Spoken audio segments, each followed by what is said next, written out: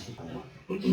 높이가 3층 건물이니까 예배당 건물쯤 되고 크기도 요 본당보다는 조금 큰 정도, 조금 클 겁니다. 그러니까 우리 교회 건물만 한 건물이라고 보시면 돼요. 이거 그다지 큰 건물 아니에요. 근데 이 건물을 짓기 위해서 재료를 다윗이 많이 준비를 했습니다. 뭐 준비한 게 굉장히 많은데 그 가운데 그가 준비해준 금만 3,000달란트입니다. 자기가 그렇게 준비해놓고 난 다음에 백성들에게 누가 또 하나님께 예물을 드리겠느냐 했더니 백성들이 오늘 보면 앞쪽입니다만은 즐거이 그리고 자원하는 마음으로 예물을 드렸다고 합니다. 여러분 하나님께 예물 드리는 일은 이게 참 기쁜 일이어야 합니다. 이스라엘 백성들은 기쁜 마음으로 드렸습니다.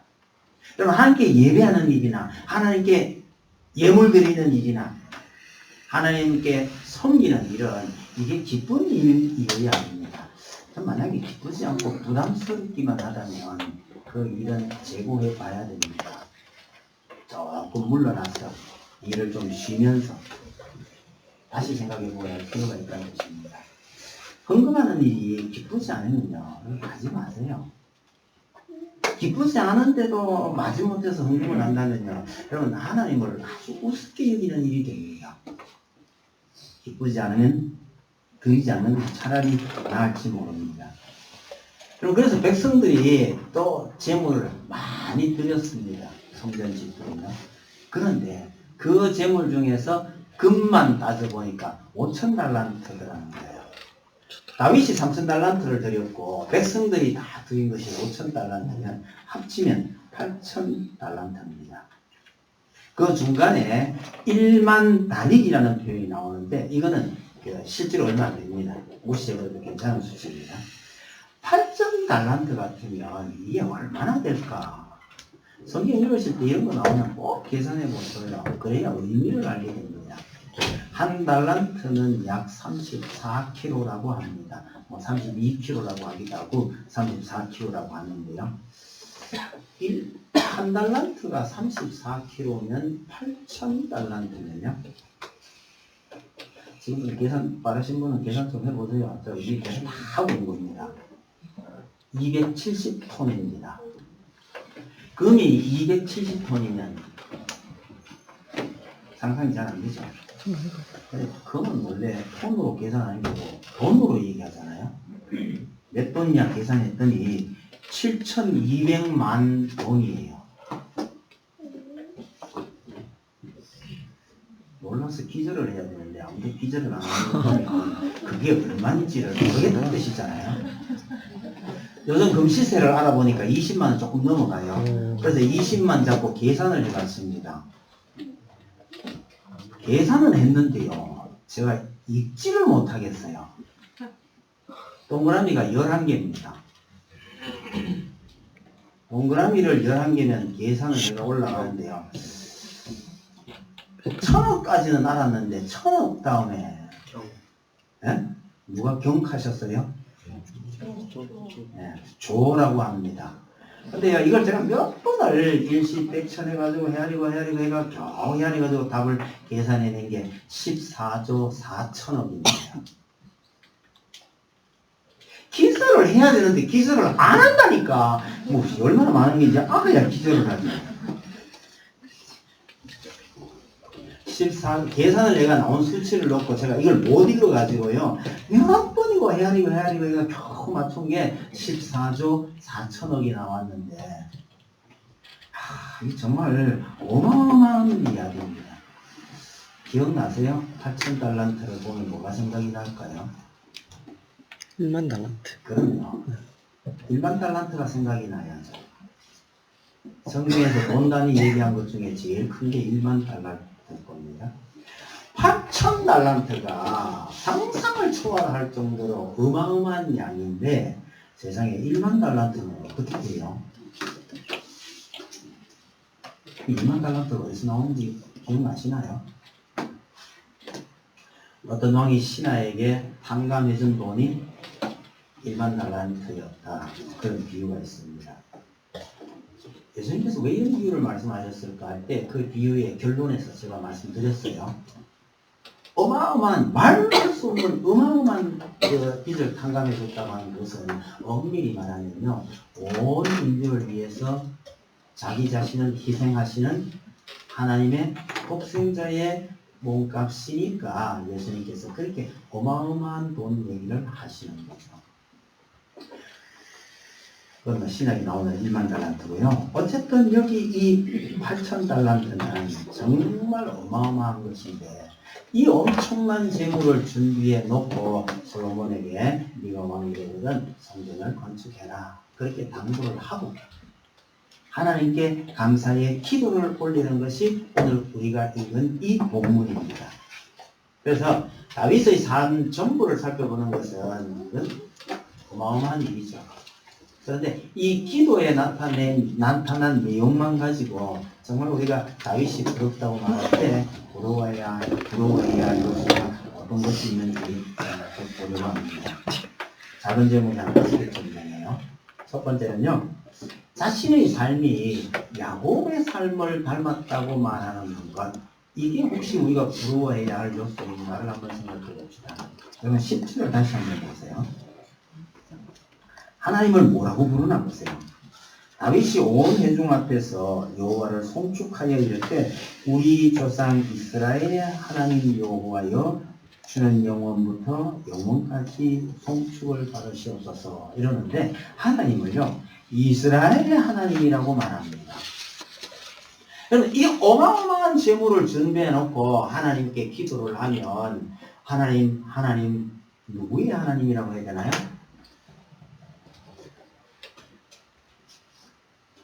하나님 어마어마한 재물을 준비해 놓고 하나님께 기도합니다. 하나님 누구의 하나님이요?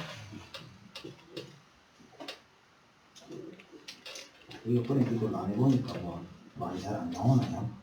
나의 하나님 혹은 우리의 하나님 이렇게 말하는 것이 옳지 않느냐는 말이에요. 그런데 다윗이요 나의 하나님이라고 그러지 아니하고 우리 조상 이스라엘의 하나님이라고 하는 겁니다. 여기에서 이스라엘은 나라를 가리키는 말이 아닙니다. 단수예요.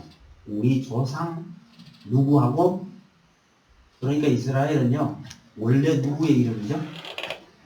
야곱의 이름입니다. 여기 이스라엘의 하나님이라고 말하는 것은 야곱의 하나님 영원히 송축을 받으셨어서 이러고 있는 거예요. 여러분 18절에 가보시면 아브라함도 나오고 이삭도 나와요. 거기에 이스라엘의 하나님과는 표현이 나오는데 하나님을 부르면 아브라함의 하나님도 있고 이삭의 하나님도 있는데 왜 여기서는 굳이 야곱의 하나님이라고 하느냐 그 말입니다.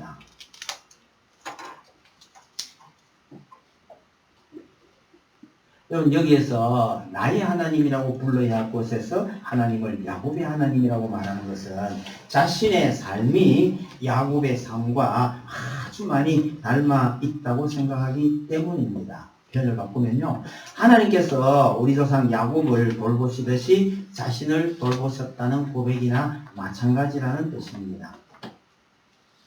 다윗의 삶이 어떻게 야곱의 삶과 닮았는지를 생각을 해보니까 세 가지 정도는 있는 것 같아요. 제일 먼저 나오는 것이 험악한 세월이겠죠. 야곱이 애굽의 바로에게 갔을 때 바로가 묻습니다. 네 나이가 얼마냐? 연세가 얼마나 되십니까? 이렇게 물었겠죠. 그때 야곱이 뭐라고 하냐면요. 제 나이가 130입니다. 우리 조상들한테 비하면 얼마 못 살았어요. 그런데 참 험악한 세월을 보냈습니다. 라고 고백을 합니다. 그러면 다윗은 자신의 삶도 우리 조상 야곱의 삶처럼 참 험악했다고 고백하는 것이나 마찬가지죠. 또 다른 이유가 있다면요. 야곱처럼 자기도 이유 없는 은혜를 받았다라는 점에 있어서 동일하다고 생각을 합니다. 그럼 야곱은 어떻게 보면 복을 받을 만한 인물이 아니에요. 자기 꾀만 의지하고 자기 머리로만 약은 쑥 부려가면서 살았지만 하나님께서 항상 그와 함께 하시며 그를 인도하셨고 끝내 엄청난 은혜를 베풀어 주셨다. 다윗은 그걸 생각하는 겁니다. 내가 이런 하나님의 은혜를 누릴 만한 사람이 못 되는데도 불구하고 하나님께서 나와 일평생 함께 하시면서 내게 참 큰 은혜를 베푸셨다고 생각을 하는 거죠. 자식들 문제에 있어서 닮은 점이 있습니다. 여러분, 야곱의 자식들이요, 아버지를 정말 힘들게 했습니다. 아버지가 가장 사랑하던 아들을요, 죽이려고 하다가 팔아먹어버리고 말았습니다. 아버지는 그 아들 때문에 한 20몇 년을요, 얼마나 고통스러워했는지 모릅니다.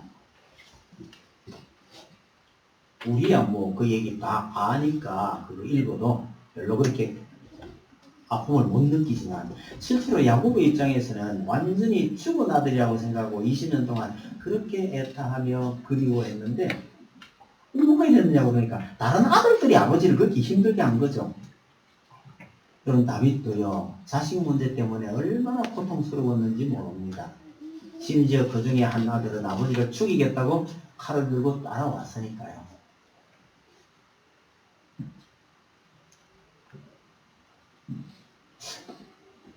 이런 문제 저런 문제를 고려해보면 다윗의 삶이 묘하게도 야곱을 참 많이 닮았구나 그런 생각이 들긴 합니다.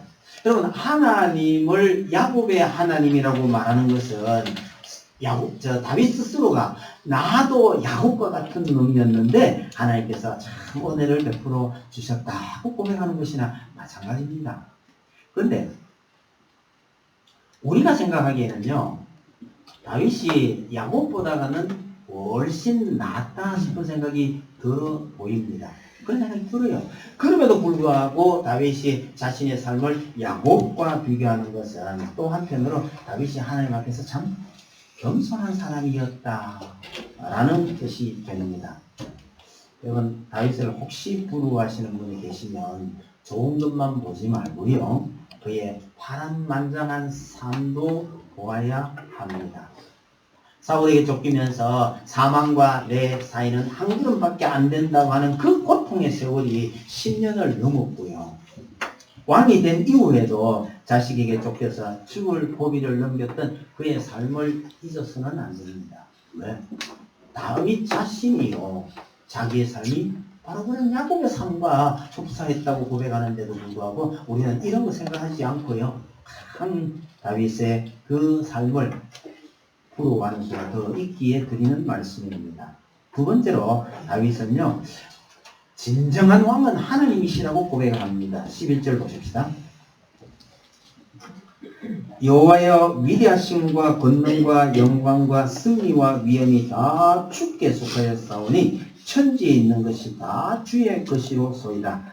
여호와여, 주권도 주께 속하였사오니 주는 높으사 만물의 머리심이니이다. 그렇게 말씀하십니다. 진정한 왕은 내가 아니라 하나님이십니다 라는 고백입니다.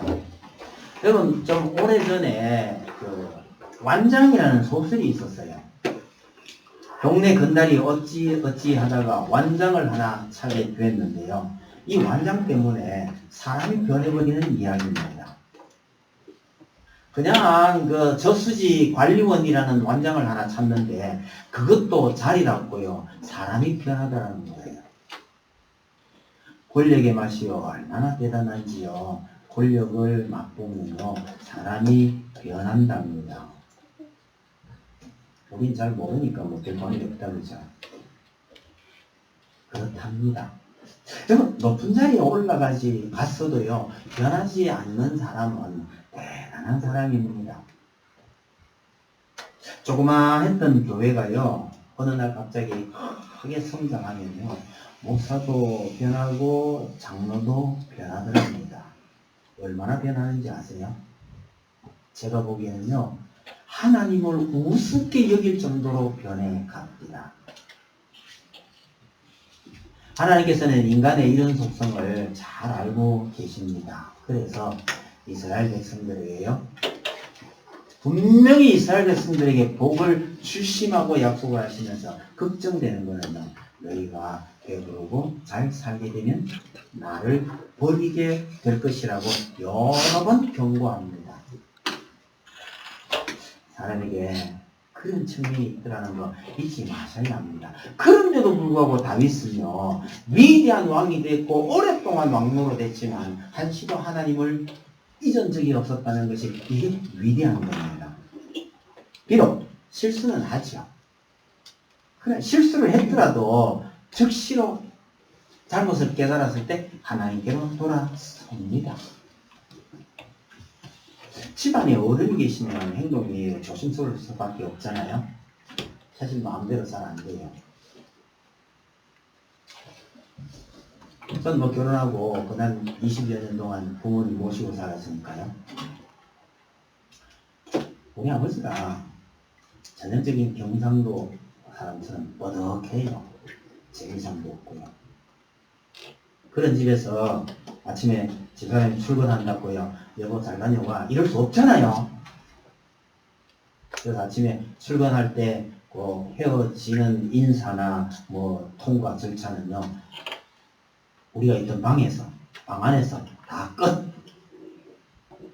그래서 뭐 얼마나 남이 보면 눈꼴 싫은 짓을 하는지 그거는 아무도 모르는 거죠. 거기서만 하고 그 다음 지금 출근합니다. 밖에 나가느냐. 밖에 나가 출근하는 뒷모습은 보고 아는 척 안 합니다. 우리 아버지가 저보고 한마디 했어요. 야, 니도 너도대기한테 좀 다정스럽게 인사하고 그래 봐라. 우리 아버지가 그렇게 하는 거예요. 저는 어떻게 그랬는지 갑자기 말문이 감격히더라고요. 자기는 평생 못 그래 놔놓고요. 후회는 되나 보죠. 저보고 좀 잘해봐라 이러는데요. 솔직히 속마음은 그런 거예요. 방 안에서 잘하고 싶냐? 근데 말은 못하잖아요. 하나의 예입니다 말이요. 집안에 어른이 있으면 여러분 내 아이라도 남대로 못하고요. 남대로 이 아이 함부로 야단 못 치는 겁니다. 다윗이 자기가 왕이면서도 평생에 진짜 왕은 하나님이시라는 것을 기억하고 있는 것은 이 나라에 이 집안에 위에 어른이 계신다라는 것을 한시도 잊지 않았습니다. 아마 왕의 자리에 있으면서도 변질되지 아니하고 올바른 길로 갈 수 있었던 비결이 이것 아니었을까라고 생각합니다.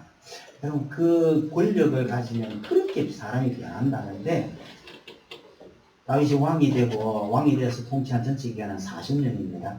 그 기간 동안요, 이 내 위에 하나님이 계신다, 이스라엘의 진정한 왕은 하나님이시다, 이걸 잊지 않았다는 것은 참 놀랍습니다. 그리고 우리 가정의 진짜 어른은요, 하나님이십니다. 이 교회의 진짜 주인은 하나님이시라. 이것을 우리가 잊지 않으면요, 오랫동안 변하지 않는 좋은 가정, 좋은 교회를 지켜나갈 수 있을 거라고 생각합니다. 그런 하나님께 다윗은요, 하나님께 마음을 드린다. 이게 중요한 뜻입니다. 12절을 한번 봅시다.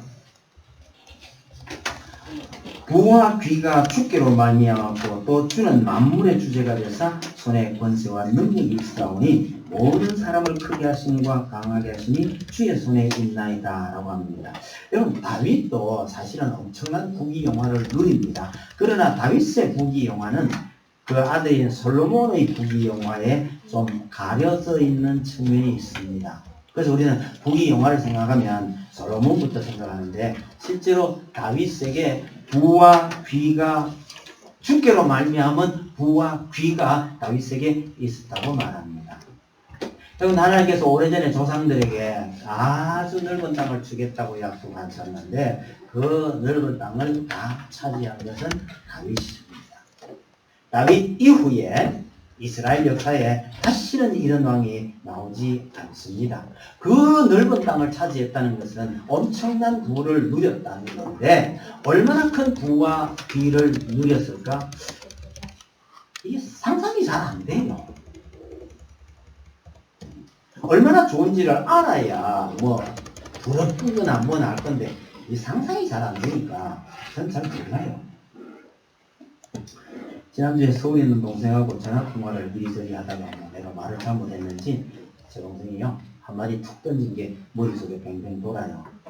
형 평생에 한 번 사치 부리는 거는 괜찮아 이러더라고요. 제가 그 말을 듣고요, 내가 평생에 사치를 부린 적이 한 번도 없었나 생각을 해보니까 하나가 생각났어요. 제 평생에 지금까지 사치를 부린 유일한 거예요. 저 대구 와서 코스트코에 제가 처음 나온 겁니다. 거기 가서 이 구루마 끌고 다니다가 물 하나 발견을 한 거예요. 원래 사러 간 거는 휴지, 물, 먹을 거 이런 거 사러 장 보러 간 거거든요. 구루마 끌고 다니다가 하나 발견한 건데 정확히 말하면 이겁니다. USB 포트가 달려있는 턴테이블을 발견한 겁니다. 보고 깜짝 놀랐습니다. 10년 전에 미국에서 저 김당원님하고 같이 돌아다니다가 그때 그거 봤거든요. 사고 싶었어요. 그런데 짐이 될까 싶어서 못 산 겁니다. 사이즈가요 그다지 크진 않아요. 우리 요 프로젝터 크기보다가 조금 더 크거나 그러네요. 저기 이제 상자에 들어가 있으니까 덩치가 약간 크긴 하죠. 무척 사고 싶었는데 그때 못 샀어요. 근데 10년이 지나가지고요, 저 코스트코에서 그걸 본 겁니다. 사고 싶었어요. 근데 지금 뭐 그게 꼭 필요한 거 아니잖아. 이런 생각 때문에요, 안 사고 돌아왔습니다. 그러나 언젠가 턴테이블을 내가 틀 수 있을 때가 되면 들을 거라고요. 제가 가지고 있는 레코드판이 제법 있습니다. 그 중에요, 독일 가곡 같은 거, 독일 가곡 전집류가 저한테 있거든요. 이걸 틀려면 턴테이블이 필요한데 언젠간 살 거야 하고 옛날 가지고 있던 오디오를 버린 지가 한 20년 정도 돼가거든요. 근데요, 집에 돌아왔어도 자꾸 그게 생각이 나요. 고민을 하다가 두 사람이 다음번에 거기를 또 가자 해서 갔는데 기어코 저질렀습니다. 사 왔습니다. 얼마쯤 하는지 하고 가세요. 2만. 예? 2만원요? 대대도 너무하다 정말로. 2만원 같으면 제가 사치했다고 말 안 합니다. 30만 원. 예? 30만 원. 그거보다 조금 적더라고요. 25만 원. 아, 25만원 정도. 그걸요, 안 크게 사와가지고 집에 갖다 놔놓고, 한 20년 동안 열어보지도 않았던 테이프 꺼내가 올렸잖아요. 주로 슈베르트나 베토벤이 했던 독일 가곡 육성으로 부른 거, 그거예요. 그걸 책상 옆에다 놔놓고요, 좀 틀면, 가끔 한 번씩 틀면 그렇게 기분이 좋아요. 근데 제가 생각할 때요, 제가 유일하게 사치를 부린 게 그거구나 이 생각이 드는 겁니다. 거의 설교 준비하다가 내가 그렇게 사치를 부려가지고 사다 놓고 안 틀면 안 되잖아. 그래가지고 어제하고 아래하고 이틀 동안 또 그거 잔뜩 돌리다가 저만 그런 게 아니고요, 저나 여러분이나 좀 비슷할 겁니다. 여러분들도 사치를 부려봤자 얼마나 부려봤겠나 싶은 생각이 들어요. 우리 처지가 이러니까 다윗이요, 하나님께 엄청난 제물을 드렸는데 우리도 뭐 드려보려고 해도 드릴 게 별로 없잖아요. 하나님께서 나한테도 다윗처럼 제물을 주시면 나도 엄청나게 하나님께 드릴 수가 있을 텐데, 이런 생각이 들 수도 있을 거라고 생각합니다. 여러분, 다윗의 이 제물을 부러워하시는 분들은 정작 다윗은요, 이 제물보다 중요하게 여긴 게 따로 있더라는 얘기입니다. 여러분, 다윗이 이 엄청난 제물을 드리면서 뭐라고 하는지 보십시다. 14절 한번 봐주세요. 나와 내 백성이 무엇이기에 이처럼 즐거운 마음으로 드릴 힘이 있었나이까, 이렇게 말합니다. 물건 드리는 거, 얼마나 많은 걸 드렸습니까? 이거보다가는요, 즐거운 마음으로 드릴 수 있도록 해 주셨습니까? 이 고백을 하는 거죠. 한번 더 봅시다. 17절에 18절요. 17절 제일 끝에 보셔요. 그러면 17절 중간쯤 봅니다. 내가 정직한 마음으로 이 모든 것을 즐거이 드렸사오며 이제 내가 또 여기 있는 주의 백성이 주께 자원하여 드리는 것을 보니 심히 기쁘도소이다. 얼마나 많은 것을 드렸느냐 보다가는요, 정직한 마음으로 즐겁게 드렸고 백성들이 자원하여 드린 것, 이것이 너무너무 감사하다라고 말하는 거죠. 여러분, 다윗은 엄청난 재물을 드리면서도 그 재물보다가는요, 정직한 마음으로 자원하여 드리는, 즐거운 마음으로 드리는 것, 이것이 정말 기쁩니다. 이런 고백을 하는 거예요. 그렇게 보면 다윗은 정말 하나님을 잘 알았던 사람입니다. 쉽게 말하면 다윗은 그런 재물보다가 그 재물에 진정으로 하나님께 마음을 드렸다. 마음이 따라가지 않으면 아무리 많은 것을 드려도 소용이 없다라는 것을 잘 알았다는 뜻입니다. 호세아를 통해서 이렇게 말씀하셨죠. 나는 인애를 원하고 제사를 원하지 아니하며 번제보다 하나님 아는 것을 원하노라. 여러분, 하나님께서 우리에게 가장 소원하시는 것은 하나님 아는 겁니다. 그런 관점에서 보면 다윗은 정말 하나님을 잘 알았던 사람입니다. 제물을 드린 것보다가 하나님을 잘 알고 그 하나님께 진심을 드린 것이 정말 우리가 부러워해야 할 것이다 라고 말씀드리고 싶어요. 다윗은 세상에 소망을 두지 않았습니다. 15절 한번 보세요. 우리는 우리 조상들과 같이 주님 앞에서 이방 나그네와 그 유민들이라. 세상에 있는 날이 그림자 같아서 희망이 없나이다. 딴 사람 같으면 모르겠는데 여러분, 다윗이 이 말하는 거는 이해가 좀 잘 안 되잖아요. 온갖 부귀 영화 다 누리면서 세상에 희망이 없다고 말하는 거예요.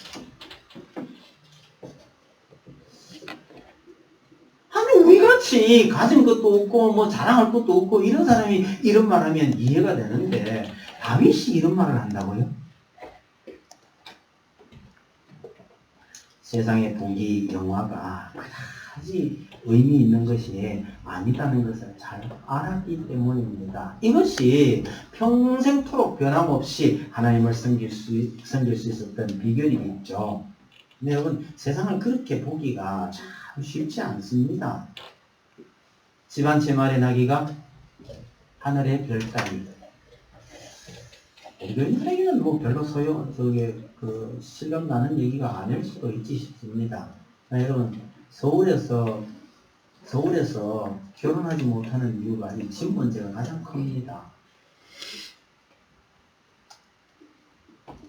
결혼하고요, 집 하나 마련하려면 10년이면 빠릅니다. 서울에서 그런 모습들 제가 보고 내려왔는데요. 대구는 어떨지 모르겠지만 서울에서 집 한 칸 마련한다는 것이 얼마나 어려운지 모릅니다. 혹시 뭐 관계 되시는 분이 좀 있나요? 회사에 임원이 된다는 걸요, 별 다는 거라고 말하더라고요. 회사에서 임원이 된다는 것도 정말 하늘의 별 따기라는 거죠. 관계된 사람은 세상에서 이런 것 하나 쟁취하고 누리는 것이 얼마나 어려운 일이라는 것을 알겠죠. 그런데요, 우리가 모르는 세상의 별미, 사람들의 큰 매력을 끌 만한 그런 것이 또 뭐가 있을까? 여러분, 생각을 좀 해보려니까 전 몰라서 설명을 못 하겠더라고요. 그냥 세상의 모든 낙을 다 누렸던 솔로몬이 그거 다 허무하다 그러니 그런가 보다라고 생각을 하는 겁니다. 진짜 돈과 권력을 할 수 있는 일이 뭐냐는 거예요. 뭐 설명을 좀 해야 다윗이 이렇게 말하는 것이 얼마나 위대한 일이냐 뭐 이렇게 되는데 아는 게 없어서 머리를 짜고 봤더니 생각나는 게 두 가지가 있었습니다. 하나는요, 진짜 부귀를 누리고 있는 사람은 가던 비행기도 되돌리더라. 이게 생각이 났어요.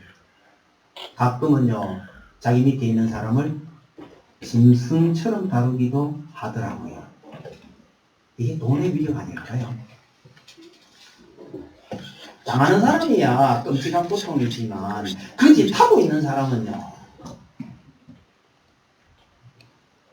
잘 모르겠어요. 여러분, 한강에 다리가 몇 개인지 아세요? 되고 있는 사람이 뭐 생각할 이유도 없고 관심도 없어요. 없는데 제가 서울에 가니까 서울 가서 제일 놀란 것 중에 하나입니다. 한강에 다리가 몇 개냐고. 한번 뽑아보세요. 몇 개쯤 될 것 같으세요? 알 필요도 없습니다. 대충 짐작으로 14. 14개 뽑으시니까 14. 더 될까요? 뭐 적을까요? 30개입니다. 제가 있을 때 29개라고 했는데 내려오고 난 다음에 하나가 또 개통을 했거든요. 그 지금 30개가 정확할 겁니다. 한 개쯤 더 늘었을지도 모릅니다. 세상에 뭔 다리가 그렇게 많아. 얘가 제가 놀랬거든요. 대구 가서 놀란 게 하나 있습니다. 최근에 놀란 거예요. 여러분, 국산차 종류가 몇 개쯤 될까요? 저요, 국산차 대충 해도 한 10개쯤 안 되겠나 이런 생각을 했거든요.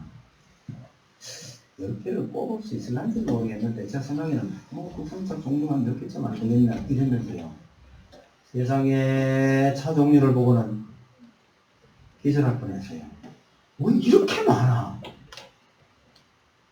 다 확인하려다가 포기했습니다. 너무 많고 귀찮았어요. 한강에 다리가 30개라는 말을 듣고 제가 엄청 놀랐는데 그보다 더 놀란 게요. 차 종류가 이렇게도 많나. 제가 이 얘기하는 거는요, 제가 세상을 너무너무 모른다는 뜻이에요. 아니, 이 세상에 좋은 게 얼마나 있는지 그거 모르면서 어떻게 세상에 소망을 두지 말고 세상에 희망을 두지 말고 이렇게 말할 수 있지? 네가 세상을 아니나 아냐 이러면 제가 할 말 없습니다. 그러니 거꾸로 생각해 보면요, 우리가 몰라서 그렇지 이 세상에 어떤 매력이 있느냐 싶어서 찾아보면 엄청나게 많을 거라는 짐작이죠.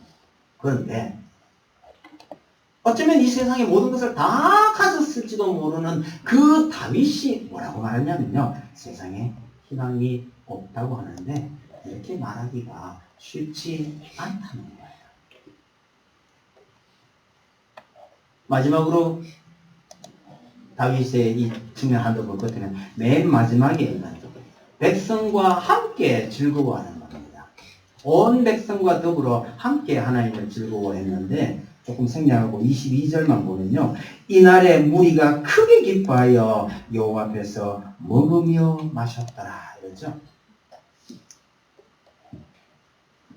여러분, 혼자 잘 믿는 것도 이게 쉬운 일은 아닙니다.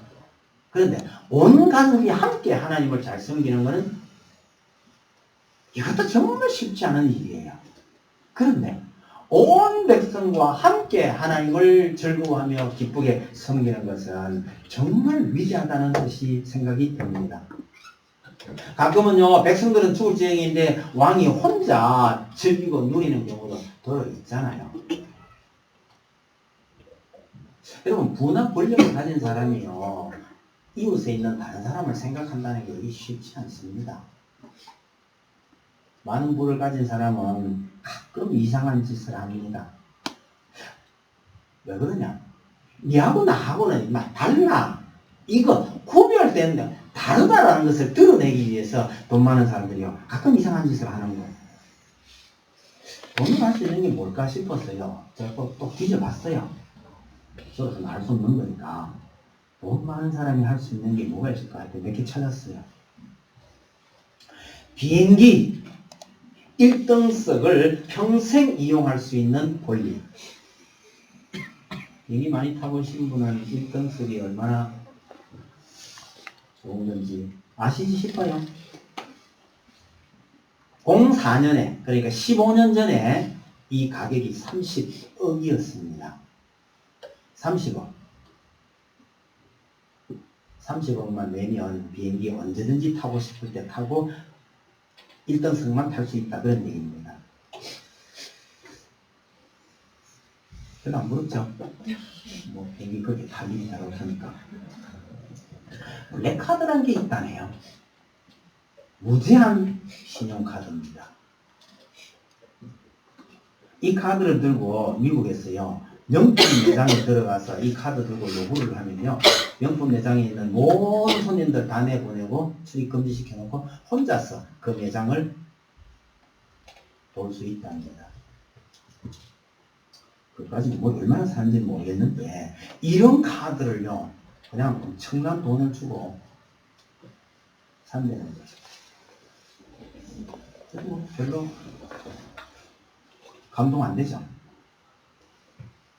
지금 저 누워 계시면서 살았는지 죽었는지도 잘 모르는 어느 회장님은요. 한 대당 평균 가격이 4억쯤 나가는 슈퍼카를요. 몇 대 갖고 있는지 아세요? 저도 모릅니다. 이 설교 준비하면서 도대체 돈 가진 사람들이 뭔 짓을 하는가 찾아보니까 나오더라고요. 대당 4억이에요. 평균. 몇 대쯤 갖고 있을 것 같으세요?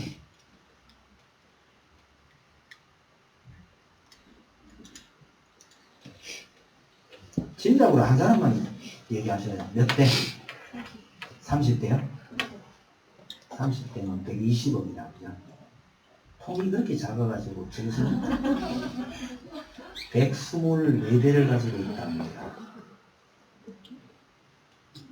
심지어 이런 슈퍼카를 가진 사람은요. 차마다 기사가, 담당 기사가 따로 있다네요. 상상이 안 되는 짓입니다. 왜 이래요? 왜 이럴까요? 한마디로 돈 자랑입니다. 한 대 4억이면 어떻게 되는지 잘 모르겠어요. 솔직히 말이에요. 최근에 생겨난 기막힌 말 중에는요. 조물주 위에 맞춰보세요. 조물주 위에 잘하시네요. 건물주가 어떻게 조물주 위에 있어요? 건물 하나 가졌다고 끝발을 너무 부리는 탓 아닐까요? 왜요? 이런 거 하나 가지고 있으면 끝발을 좀 부리고 싶어요. 그래서 하나님 위에서 놀아요. 여러분 IMF 때 모두가 힘들었다고 말하죠. 근데 여러분 사실은 모두가 힘든 건 아니에요. 1년에 이자가 연 20%를 넘었으면요. 모두가 죽어난다 그죠? 여러분 모두가 죽어나는 거 아닙니다. 은행에 돈을 수억 넣고 있는 사람은요. 연이자가 1년에 20% 넘어가면요. 살판났지 못 죽어요. 이런 사람들이요. 얼마나 좋았던지 그때 이 건배사를 했어요. 뭐 이대로 쭉 얼마나 좋은데요. 이 사람들이 시내 차 끌고 나니까 시내가 조용하더랍니다. 차가 없대요. 기름값이 너무 비싸서. 얼마나 좋아. 여러분 이웃을 생각하지 않고 내 가진 것 즐기려고 하면요. 이 세상이 얼마나 좋은지 모릅니다. 뭐 다른 사람이야 치고 나가든지 말든지 난 너무 좋아. 이게 부와 권력을 가진 사람의 기본 생리예요. 이 모든 것을 다 가진 다윗은요. 혼자 즐기는 게 아닙니다. 온 백성과 함께 하나님 앞에서 즐거워하였더라. 자, 다윗의 기도 속에 나타난 다윗의 삶이 요약을 해보니까 대충 이런데 이런 뭐가 참 부러운지 생각해 보세요. 그런 다윗이 진정으로 소중하게 여긴 것은요. 자기가 가지고 있었던 그 엄청난 부귀 영화가 아니라 하나님이었습니다. 하나님을 즐거운 마음으로 섬겼습니다. 그가 가진 권력이나 재물이 그를 타락시키거나 사람을 변화시키지 못한 이유는요. 바로 이것 때문입니다. 아마 그래서 하나님도 이 다윗을 가리켜서 하나님의 마음에 합한 사람이라고 하지 않았을까요? 전 이것이 가장 부럽습니다. 세상의 모든 것을 다 가졌음에도 불구하고 겸손하게 하나님 앞에 서서 하나님을 섬기고요. 뻐기고 자랑하고 돈, 권력 티내는 것보다가 하나님께 드리는 것을 더 기뻐했던 사람입니다.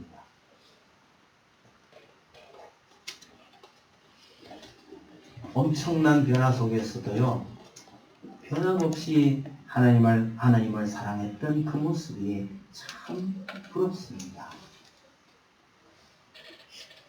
우리의 삶과 다윗의 삶은 너무너무 다르지만 딱 한 가지, 변함없이 하나님을 사랑하고 그 하나님으로 말미암아 즐거워하는 것, 이거 하나만은 우리 평생에 변함없이 이어지시기를 간절히 바랍니다. 안녕히 계십시오. 455장입니다.